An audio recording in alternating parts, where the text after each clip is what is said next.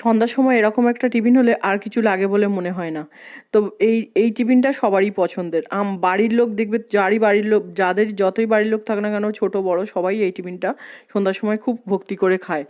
তো কি প্রত্যেক দিন সন্ধ্যার সময় এক এক দিন জিনিস এক এক রকমভাবে বানানো হয়।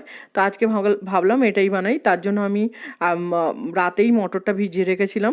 তা মটরের ঘুগনি, এটা নাম, রেসিপির নাম মটরের ঘুগনি। তো এটা অনেকে অনেক রকমভাবে বানায়, তো আমি এরকমভাবে বানাই। সব কিছু দিয়ে দিই, সব কিছু পরিমাণ আমার এখানে লেখা আছে, তোমরা কিন্তু দেখে নিয়ে অবশ্যই এটা ট্রাই করো।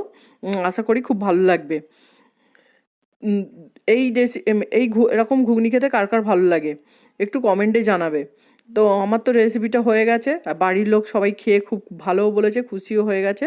আর তোমাদের যদি ভিডিওটা ভালো লাগে একটা কমেন্ট করো, আর লাইক শেয়ার সাবস্ক্রাইব করে চ্যানেলটি পাশে থেকো।